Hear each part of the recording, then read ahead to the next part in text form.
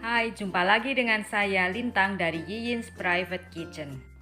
Hari ini kita bicara tentang beras.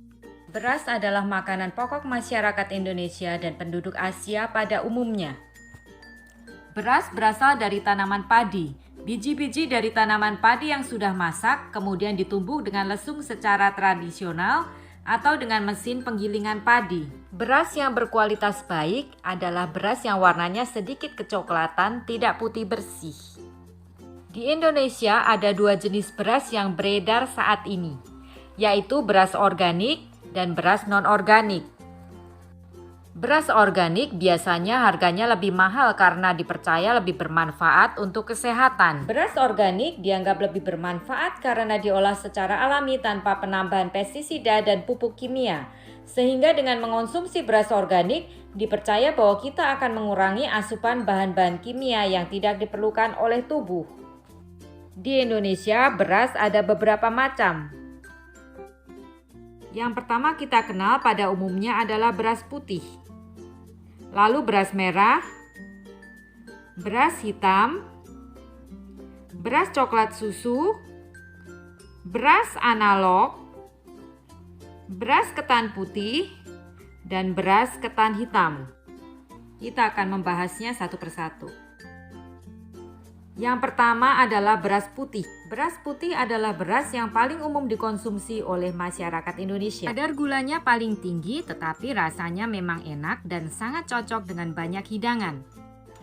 Beras putih harganya juga sangat terjangkau. Yang selanjutnya adalah beras merah.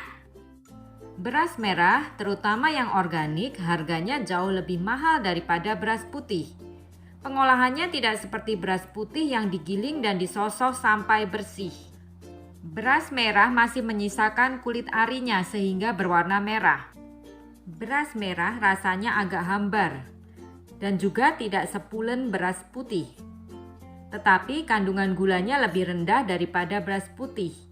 Maka sangat dianjurkan untuk dikonsumsi oleh penderita diabetes. Selain itu, beras merah juga memiliki serat yang tinggi sehingga bagus untuk penderita hipertensi dan juga orang-orang yang mengalami masalah pencernaan. Yang selanjutnya adalah beras hitam.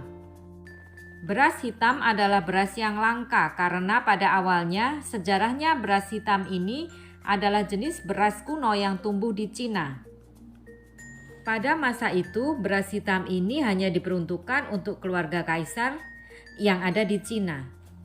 Namun sekarang beras ini sudah banyak dikonsumsi di mana-mana tempat. Beras hitam kaya akan kandungan antosianin dan antosianinnya tertinggi di antara semua beras yang ada. Hasil penelitian membuktikan bahwa antosianin mampu mencegah penyakit jantung dan melindungi terhadap peradangan yang menjadi inti dari berbagai penyakit yang lain seperti asma, artritis hingga kanker. Bahkan juga mampu menurunkan trigliserida. Beras coklat susu.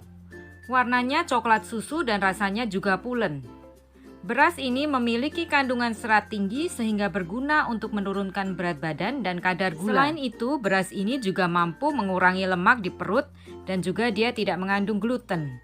Beras coklat ini lambat dicerna sehingga kita bisa kenyang lebih lama dan karena itu bagus untuk penderita diabetes. Serat dan senyawa lainnya juga menurunkan resiko penyakit jantung, kanker, gangguan pada pencernaan, dan nutrisinya jauh lebih bagus daripada beras putih.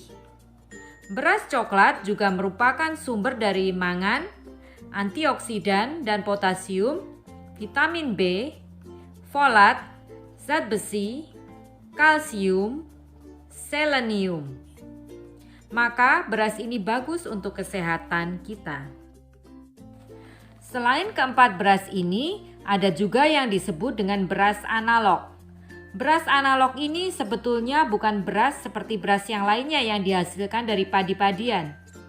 Melainkan beras ini terbuat dari bahan pangan lain semisal jagung atau singkong yang kemudian dibentuk dengan mesin sehingga berbentuk beras sebagai alternatif bahan pangan yang rendah kalori dan tinggi gizi. Seperti beras analog yang ini, dia terbuat dari jagung. Selain beras ini, kita juga punya beras ketan. Beras ketan yang kita kenal di Indonesia sering digunakan sebagai makanan pencuci mulut dan hidangan-hidangan lainnya. Beras ketan putih dan beras ketan hitam. Mereka juga bisa dibuat menjadi tape dan makanan lainnya. Beras tersusun dari 2 polimer karbohidrat. Inilah yang menyebabkan perbedaan dari beras ketan dan beras biasa. Beras biasa lebih transparan daripada beras ketan. Beras ketan warnanya lebih opak dan dia juga lebih lengket dan lebih pulen daripada beras biasa. Hal ini disebabkan oleh adanya 2 polimer karbohidrat yaitu amilosa dan amilopektin. Kandungan amilopektin yang lebih tinggi menyebabkan beras cenderung lebih lengket seperti pada ketan. Amilosa menyebabkan beras lebih transparan dan cenderung tidak lengket. Demikianlah hari ini tentang beras. Sampai jumpa lagi dengan saya Lintang dari Yiyin's Private Kitchen di episode selanjutnya. Salam!